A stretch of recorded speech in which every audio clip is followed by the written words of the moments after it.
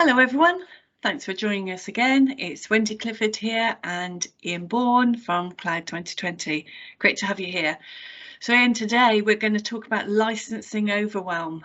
We've had a couple of conversations this week, haven't we, with partners who are our colleagues in the modern workplace world, or maybe Azure, talking to us about Dynamics licensing and Power Apps licensing, and saying it's really difficult to understand, and it's actually very difficult for us to talk to our customers about this because of that. So we thought we'd do a quick run around some of those licenses and maybe provide some links at the end of this to show where you can find more information, and also to say we're always here to talk about licensing. That sounds a bit sad. But, you know. Did you say that out loud? I think yeah, you did. I did. But actually, you know, kind of getting to grips with it, there is a strange kind of victory around that, isn't there? So should we start with maybe the Power Apps, because I think that has been quite difficult to get my own head around. Yeah, it is. I think that you know, the conversations we've had recently have been with customers that have really considered what happens if I go all in on Microsoft. So, and we've been able to talk to them about all their workloads within the business, you know, right from marketing, sales, customer service, field service, project, finance, supply chain, what have you. And in all that process, you know, we have an answer, HR, asset management, whatever. It's we've got all that. And then they go, oh gosh, but what does that mean in terms of licensing? Well, the good news is that, as we know, you're no longer buying a license for Dynamics. You're buying a license for the workloads, and that's great. And we can come back to that. But where then we need to or want to add in a Power App for a specific requirement or something, then that also then throws some confusion and complexity into the process.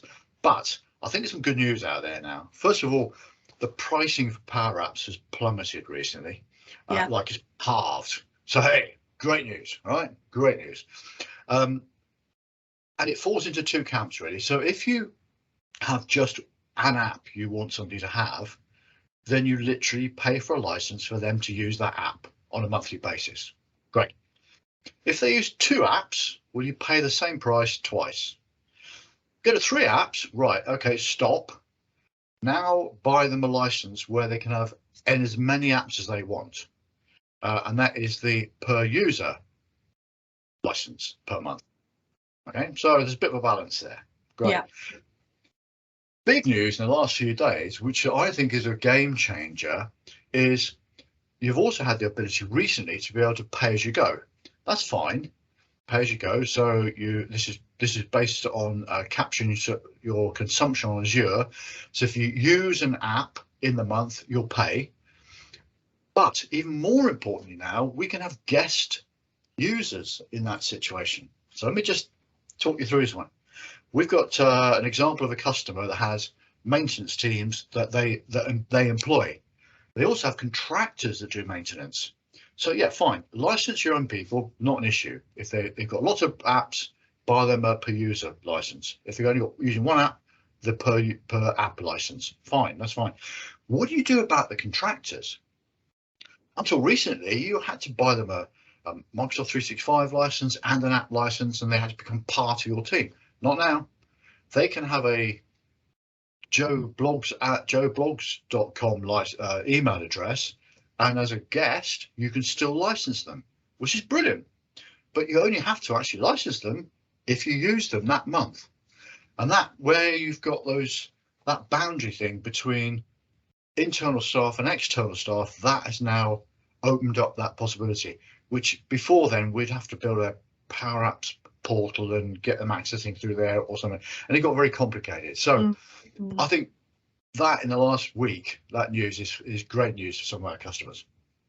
So I think, so what I'm hearing, Ian, is that if you were an organisation that had a Power App that managed, say, people being on site, permits to work for contractors, or just simply knowing who was in your building, then what you could do is set up a bank of it's almost like you've got a bank of users guest users set up in Azure already, so that when they log into that app, to say they're in the premises or to get permit to work or to give some feedback on something that they're doing, then that's the point at which they pay, and that's the point, or rather that's the point at which you pay for them to access your app.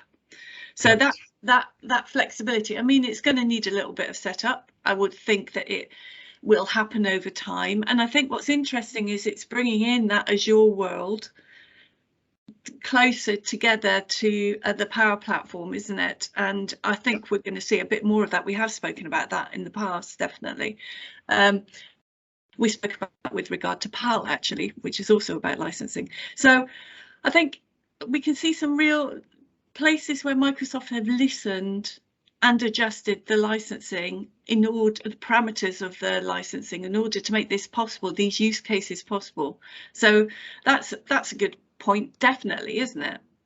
It is actually, yeah, and I think that that just making it so much easier to engage with people that aren't in your organisation but work for your organisation is dramatic. And I've just, some of the use cases start just bubble through my mind at the moment. But that one in particular that we worked with a customer with this week on is just that classic. So, you know, they can go out to their contractors and say, you keep your own email address.